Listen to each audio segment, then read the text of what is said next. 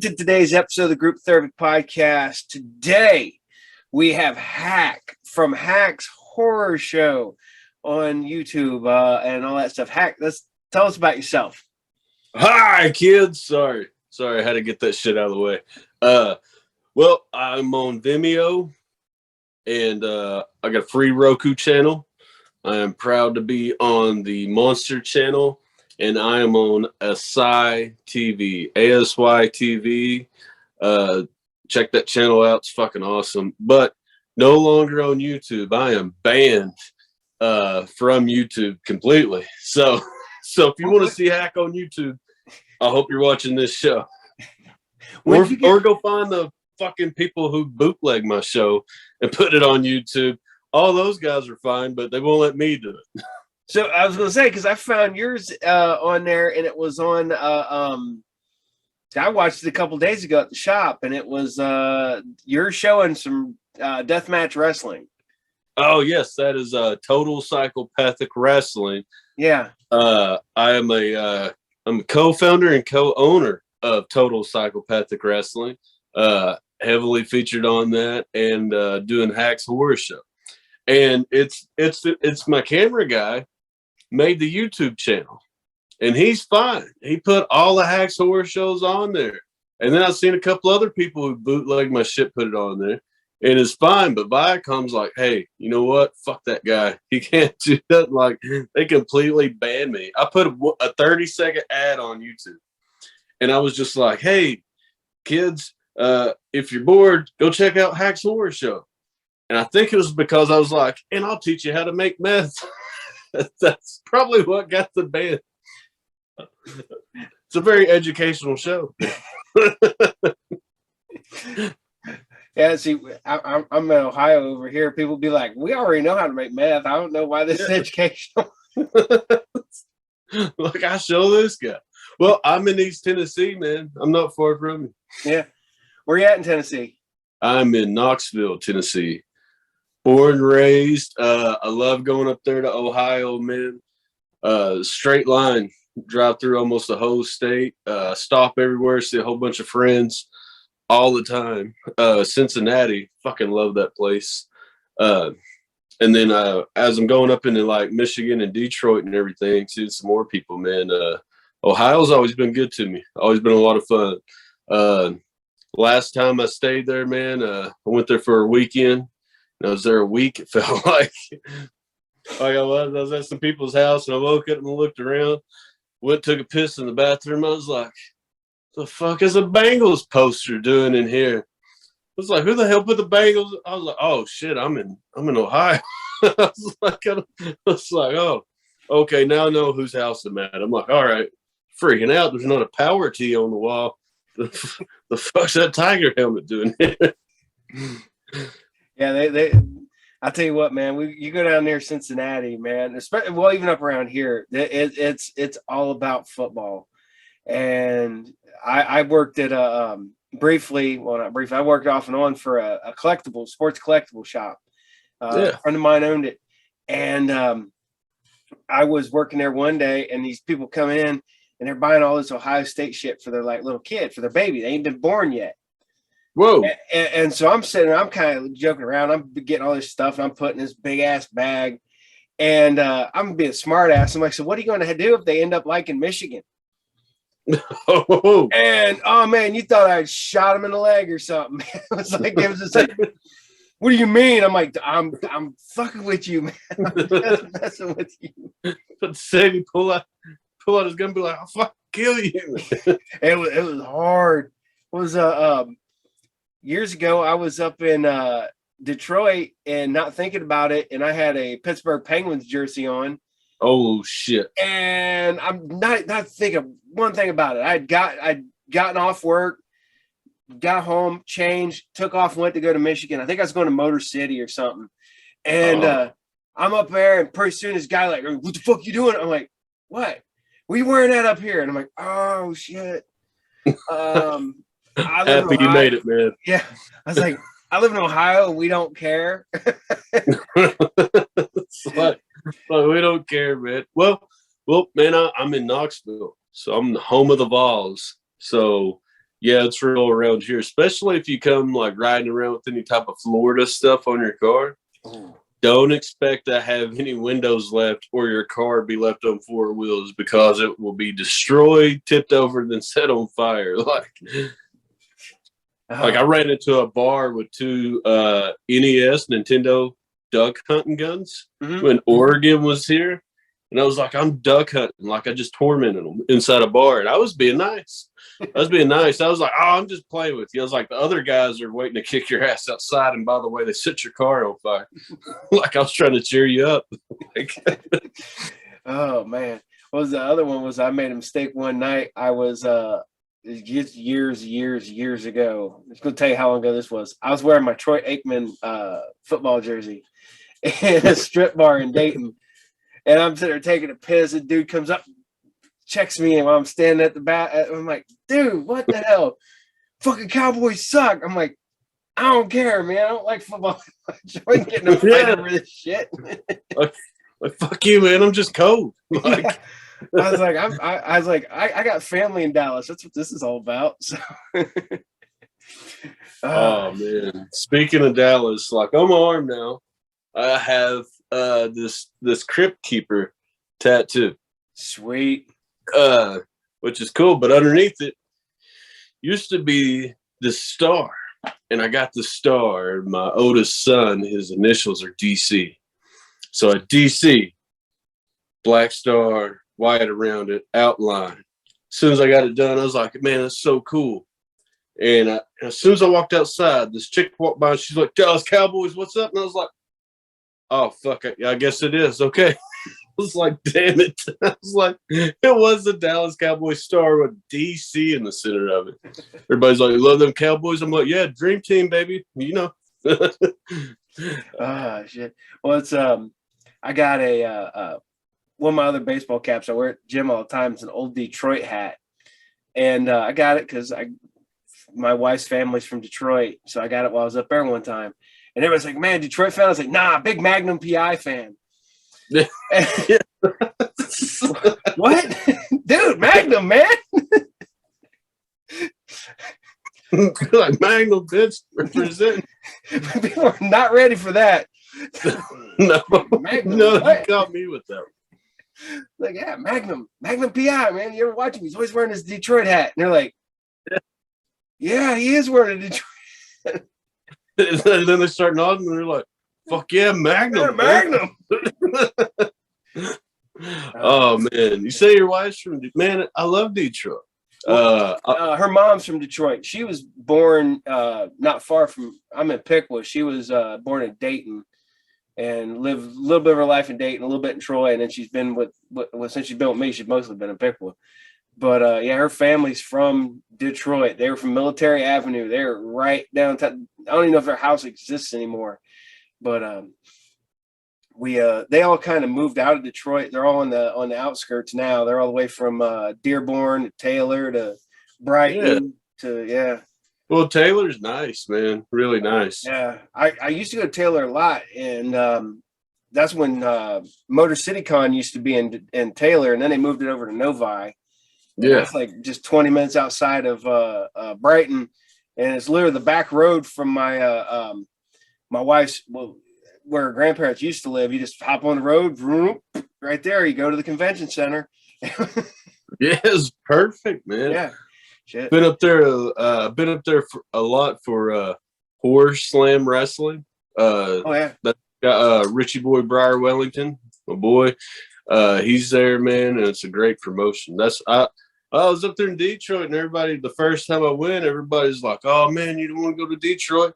I'm like, "Have you fucking looked outside of here? Like, it don't get much worse, dude. Like, I'm not worried about it." Go up there, and there's billboards for distilleries, and there's like just stores on the side of the road, and you walk in, and these people, man, they're like, you just walked into a fucking record store. They're like, "Oh, what are you looking for?" And they're so knowledgeable, and I'm like, I just want a bag of weed. they're like, "Oh, this kind of." I was like, "Shh, the fuck are you? What the hell's wrong with you?" I was like, "There's legal up here." And they're like, "Oh no, this kind," and they're wearing polo shirts and shit. I was like, "What the fuck? Where am I?"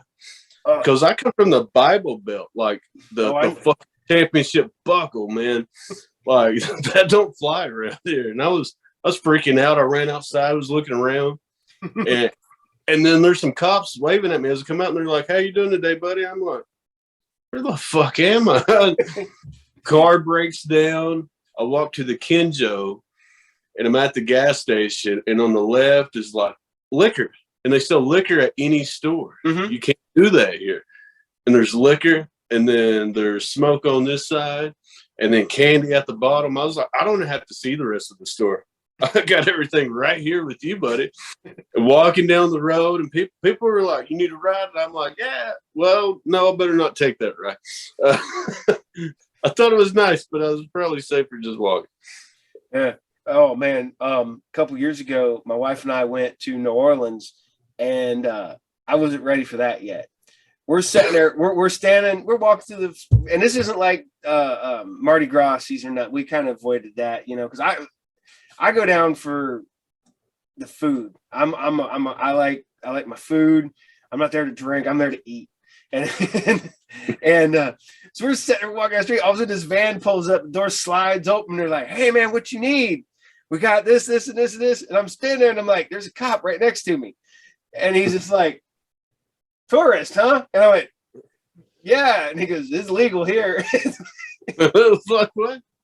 And you're just like, "Oh shit! All right, yeah, no, I'm good." And well, that's like last time. Was the cop just waiting in line behind you? Like, dude, no, they were just standing on the corner, just making sure nothing was going on. And this van just pulls up at the corner. We're getting ready to cut across the street.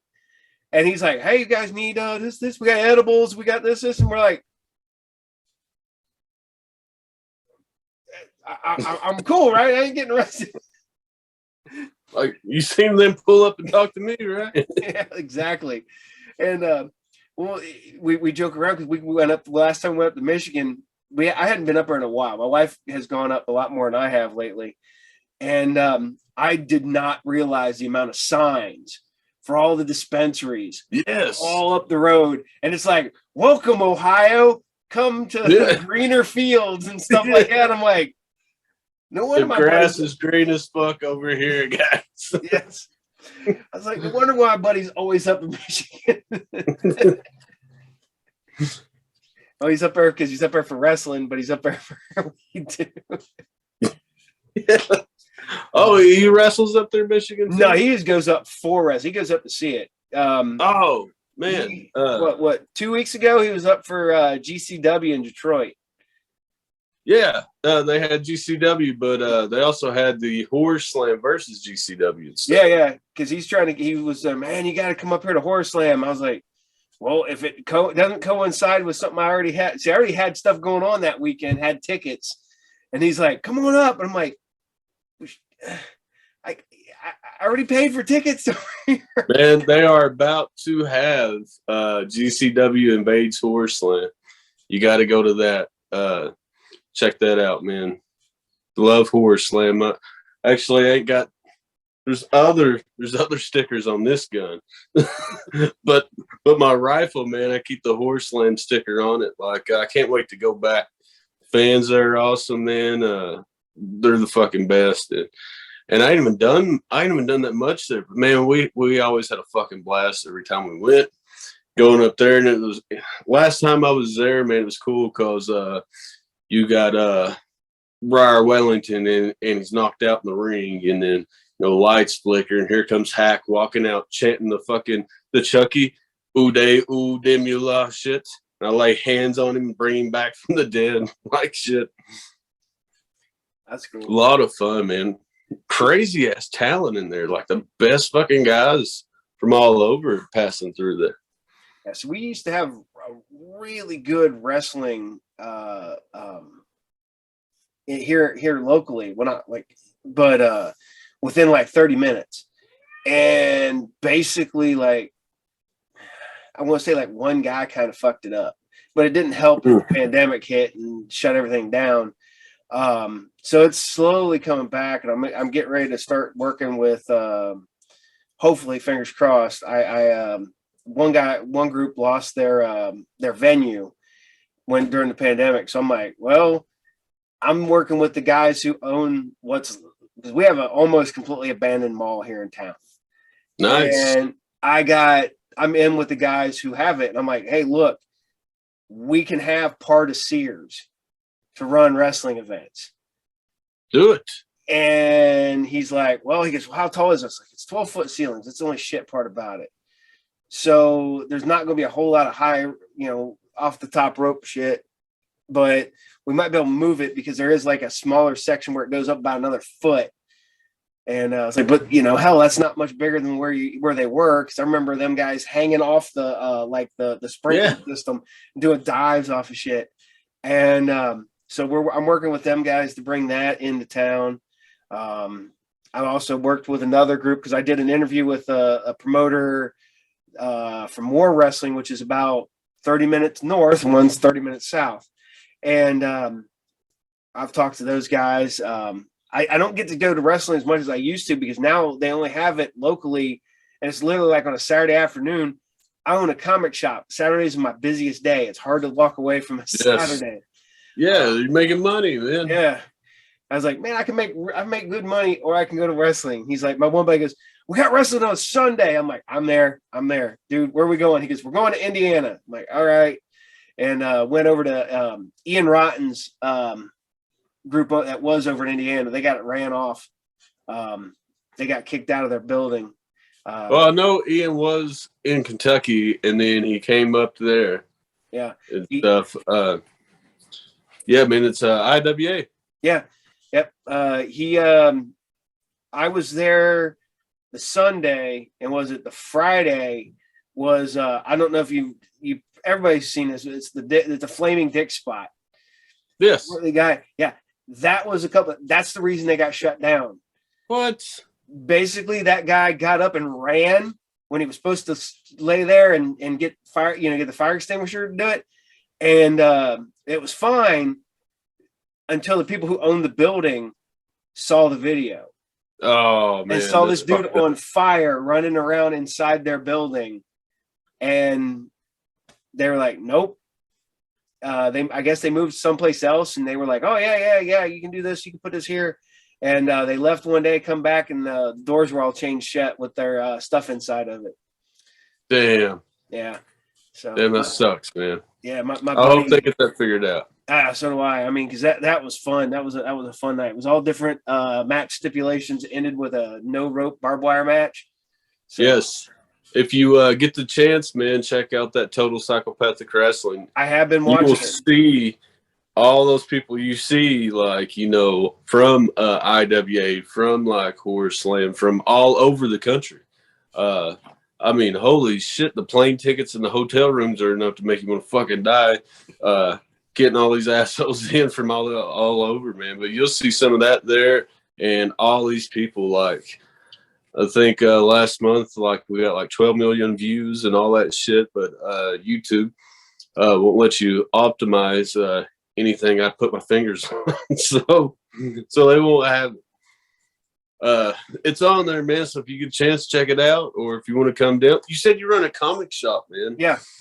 Some of my favorite places on the planet are comic shops. I just did a panel at a college here in town, and I'm sitting there, and you got the guy from Nirvana Comics sitting there. You got the art professor. You got a novelist. You got another comic store, and then you had the my high school art teacher. Which that was fun because I looked down at him. I'm like, remember when you kicked me out of class? I'm like, no, we're at the same fucking table, dude. And he's like, oh man, I'm so sorry about that. I'm like, no, it's okay. I was like, I was an asshole kid. It's fine. But we did that. And I just wanted to talk to the guys over in the comic store, man. Pop Culture. I did a ribbon cutting ceremony for their grand opening and they had my county mayor is Kane from WWE. Yeah. That's cool. And the comic store called me and was like, dude, we got the mayor coming down. I'm like, you got Kane coming down? I was like, that's fucking sweet. They're like, yeah, we want to do a ribbon cutting ceremony, like you and him and author Blake Best, like hold the ribbon and y'all three cut it or whatever. I'm like, dude, you got Kane there. What the fuck you need me for? I'm like, what am I going to do? Look fucking short and ridiculous beside this fucking like mega star? I was like, dude, you already won. Like, your celebrities are done. Like, they're all going to be there. And that was a blast, man. Try to sell him my gimmicks. I was like, I bought all your shit. But of course, I had a bag of stuff.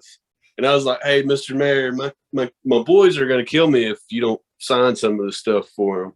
You know, so I got to go home to them. They're going to be like, did Kane sign my shit?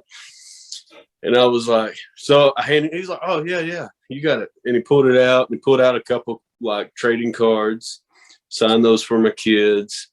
And then like there's a championship belt in there. And of course he signed it. Then he pulled out one of the original Kane mask.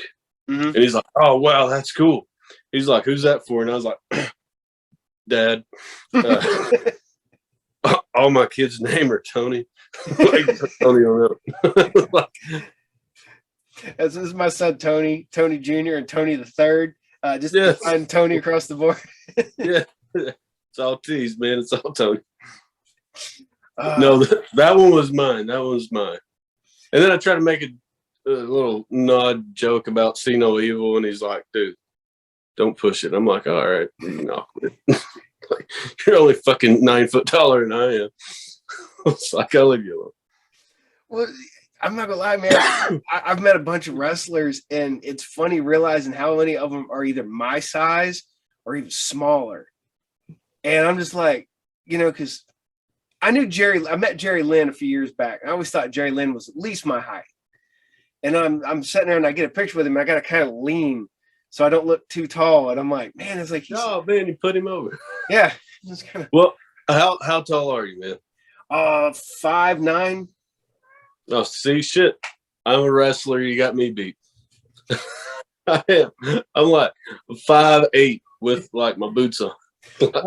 One of my really good friends, he wrestled on and off and on for years. He's like, man, you need to wrestle. I'm like, dude, I'm getting too fucking old, man. I was like, my knees hurt already. I was like, the last thing I want to do is go out there and blow up my knee immediately. Don't do it. So he's like, no. He goes, I'm like, dude, and this is when I was in my 30s. He's like, man, he goes, DDP didn't get in the ring until he was 36. I'm like, yeah, but he's in good shape when he started. Yeah. I'm not. That motherfucker been doing yoga his whole life and working out. Like, well, what was real bad is that about the time I'm 47, early in my 40s, I started hitting the gym pretty hard. I'm out and go every day. I go every other day. I work out hour and a half every day. I work out at home and stuff like that. I got really kind of fit in the last few years.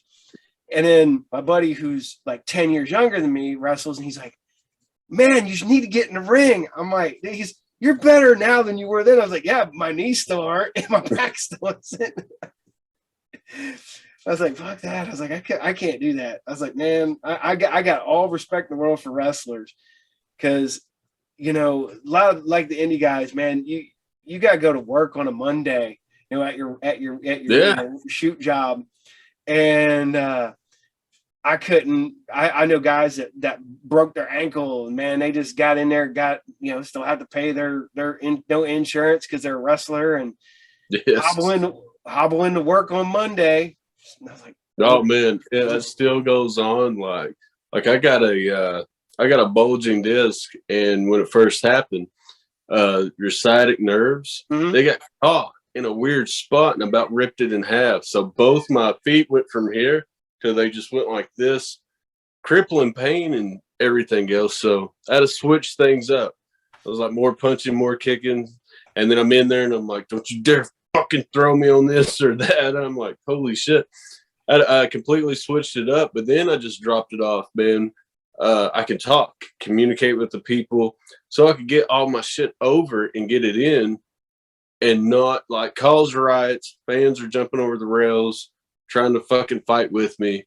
They literally picked me up, threw me out of a building one night after like I was on the ground. They're all kicking me and, they're bringing signs and everything. But the cool thing about it was I haven't done a match. I haven't taken one bump. I haven't fought anybody. I just come out there talking to them. And I'm like, got all this fucking heat, and then bring out the fucking guy who's built ready to go in there and do the shit, and have him fight it for me while I run away like a damn coward. Because I ain't getting my ass kicked. I'm like, fuck you. I just come out here to tell you to go to hell. You're gonna fight that guy over there. See, I was talking to my one buddy about becoming a manager for him, and he's like, "Hell yeah!" Because I came up with a great gimmick and whole 9 yards, and he's like, "Man, I love it." He goes, "Let me pitch it to some people," and they didn't like it because it would have changed his character too much from what he was already working on at that show. So I was like, "All right, whatever, we'll do it." I was like, "If you need me, I'm here. Just get on." Yeah. I'll come in and manage it. And you gotta take a few bumps if you're a manager. You can't just talk. There's gotta be one or two in there. So I'm like, well, every show I'm like, okay, you get one. What's it gonna be? And like, man, I tell you the worst one is like Hoodfoot knocked me off the side of the ring and I went flying across everywhere, hit the ground, was fine. Everything was fine. Necro Butcher, on Necro Butcher's return to wrestling, his first stop was TPW. And I just did a thing where my entire stable had just broken up, lost, and I'm like getting kicked out. Went from the boss to the manager, the champion, to the leader of the group, to all my plans being foiled. So my last attempt, I come staggering out after getting my ass kicked, wearing a ref shirt. And I was like, I'm going to be the fucking referee now. Here's Necro Butcher's return. He comes out, he's already bleeding, he got the chair going nuts. And man, I didn't know anybody could swing a chair like that. He fucking knocked me in the next week. I was like, holy shit, what planet am I on? And I looked up at the security guard and I was like, damn, I didn't know God would be so ugly. Like, what the fuck? I was like, I gotta be in hell, man. I was like, damn. Completely nice guy and everything, man, but he brought it. Well, him and there's a few of them, man. They get excited. And there's live rounds going in there. The fans don't know about it. You'll know when you hear me, and I'm like, motherfucker, and I start jabbing a guy's eye out for real, and they're like, oh shit, man, I wonder how they faked that. I'm like, I took his fucking eye out.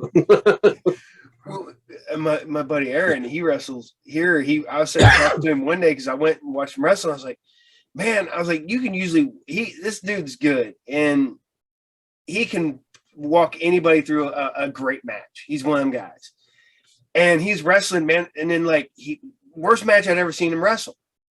And I'm like, man, what the hell? So I got to hold him next day. I was like, damn, Aaron. I was like, what happened? He goes, I don't remember the match.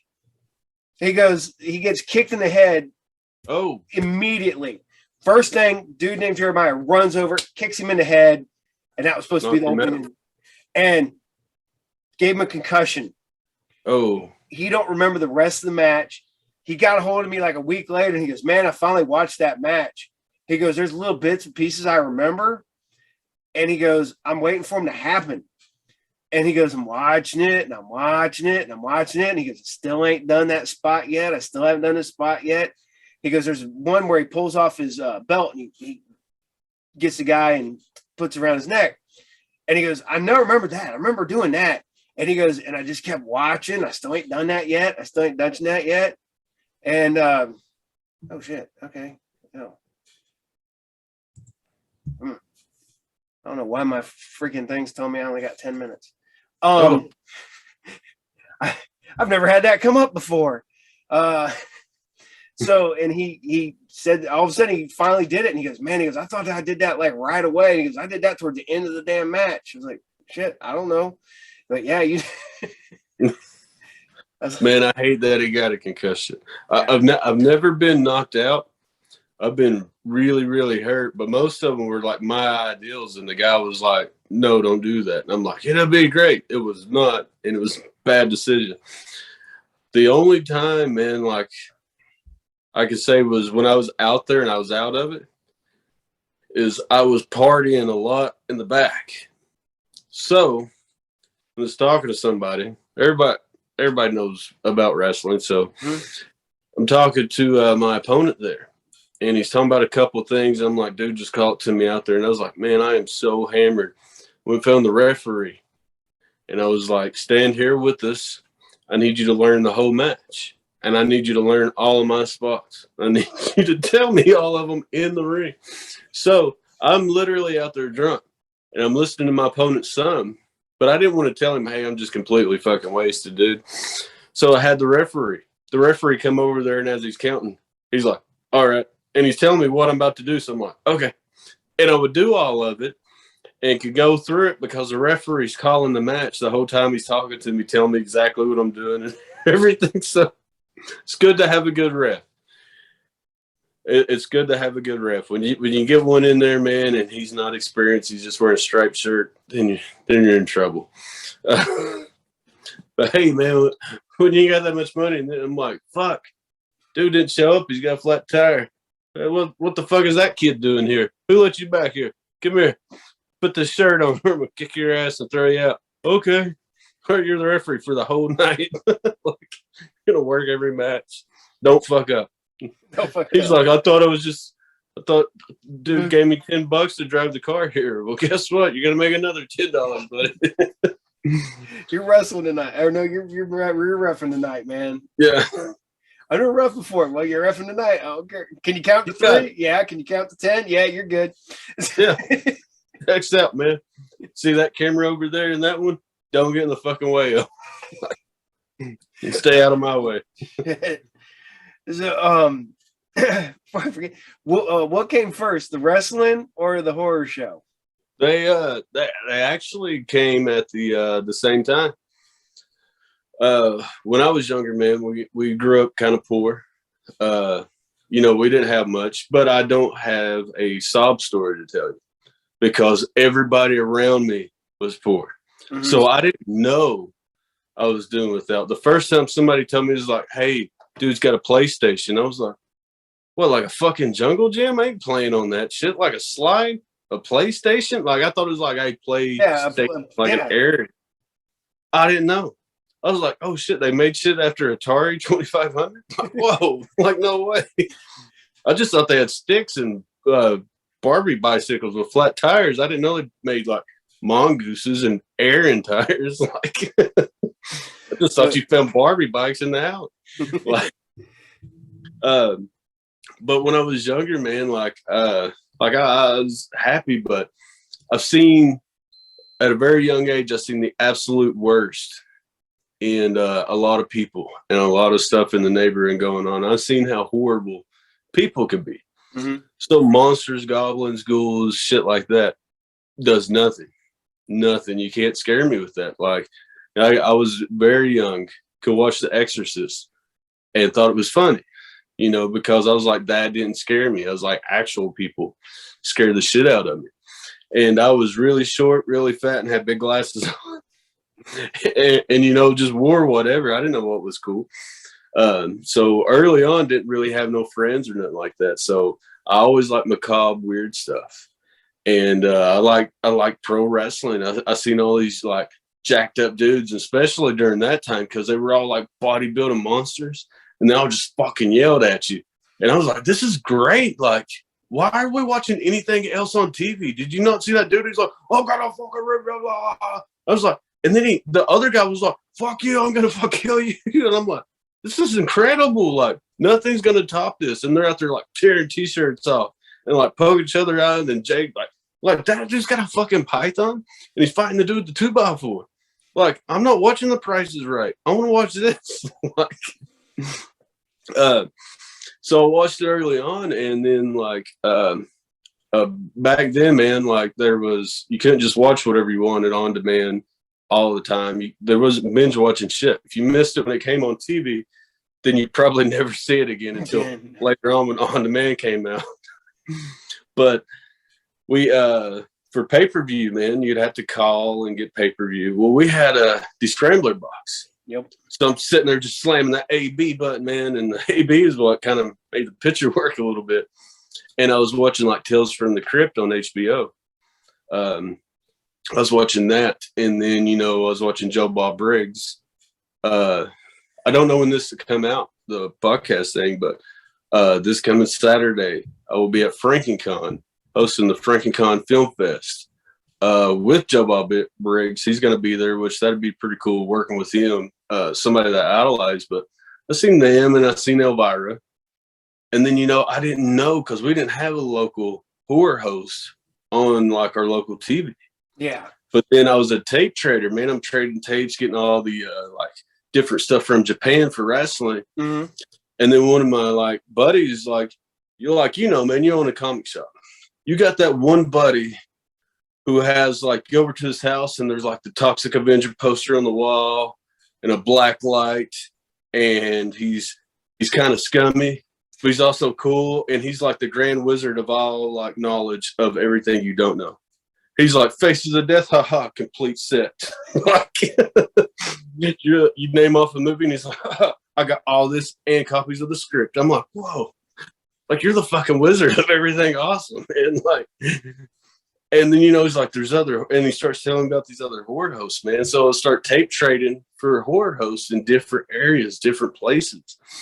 And I'm watching all of them. So at the same time, I have this love for professional wrestling. I have this love for horde hosts. So I started it way back when, man, when I was a kid, making them on an old VHS camcorder. I was making it. And then the TV, I just put like duct tape on it and I filmed it. And I had like 2 VCRs to do like a little edit thing. Yeah. It was mainly just a slam cam of porn and it said Hack TV on it.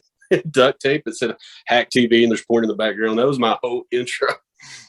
I find those tapes, man. I'm going to put them out one day. But I started doing that and then trying to break into wrestling at the same time. It's just wrestling took off. And everybody knew me as, oh, yeah, that's Hack from wrestling. What they didn't know is that I already had the horror show going. Like, people were like, oh, most of the time people were like, you've been doing this for what, like 5-6 years? I was like, no, I've been popular for 5 years. So it's like I've been doing it my whole fucking life. But used to, when it finally just, what I told the kids at the school, when they were like, how did you get into television? Where did you go? I was like, my wife went to the school at this college. I did not. They were like, how'd you get into it? I was like, I went to the TV station, kicked open the door, and I was like, I want to do this. Can anybody help me? Like, I was like, I got some tapes in the trunk I've been selling, like, around the neighborhood in different places. I want to figure out how to, and I was like, I just kind of did that. So you can go ahead and drop out of school now, kids. Go home. You can do it. But I was doing them both, but hold public access. Let me give you 1 second here. It says I got less than a minute. Let's see what I can do here. All right. I've never had this happen before. We're going to see what's going on here. All right, brother. I don't know why.